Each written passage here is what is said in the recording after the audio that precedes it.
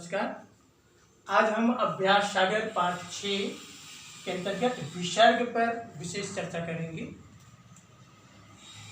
आप लोगों ने प्रायः विसर्ग की चर्चा लोगों के बीच में करते सुने होंगे।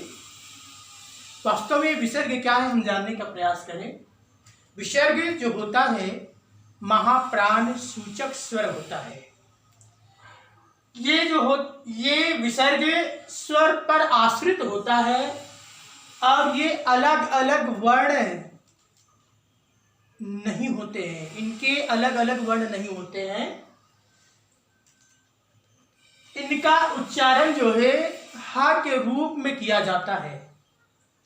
संस्कृत में विसर्ग का प्रयोग शब्द के मध्य या बीच में किया जाता है, जैसे दुख। इस प्रकार अंतःकरण, अंतःपुर, अधःपतन, प्रातःकाल ये हिंदी में जो का त्यों प्रयोग में लाए जाते हैं, जबकि संस्कृत के ही विसर्ग है जिनका प्रयोग हिंदी में यथावत किया जाता है। मानक हिंदी में इनका प्रयोग विशेष रूप से किया जाता है। मानक हिंदी में विसर्ग जो है शब्द के अंत में प्रयोग में लाए जाते हैं।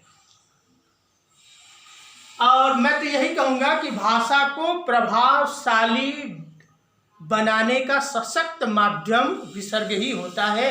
और एक उदाहरण देखिएगा, एक बार जो पल बीता वह कभी हाथ नहीं आता, टूट डाल से पाट गया जो पुनः कहाँ जुड़ता है, लाख करो प्रयत्न पर समय कहाँ रुकता है।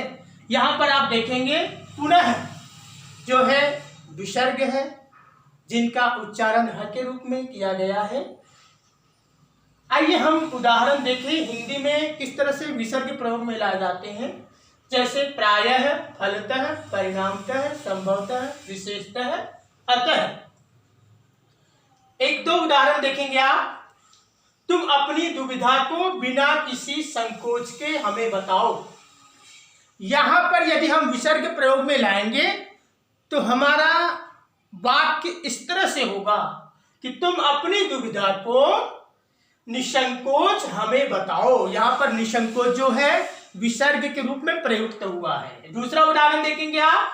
इसमें कोई संदेह नहीं है कि तुमने अच्छा काम किया है।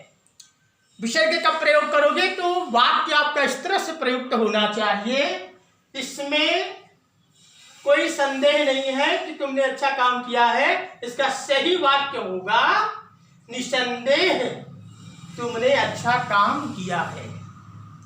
प्यारे बच्चों, संज्ञा और पर्यायवाची पर हमने पिछली कक्षाओं में चर्चा की है, तो इससे हम लिखित रूप से अभ्यास में प्रयोग में लाएंगे। मैं तो यही कहना चाहूंगा कि धरती में स्वर्ग का होना जरूरी है। धरती में स्वर्ग का होना जरूरी है, सृष्टि में निसर्ग का होना जरूरी है, कारक में परसर्ग का होना जरूरी है और भाषा में विसर्ग का होना जरूरी है। विसर्ग का होना जरूरी है। धन्यवाद।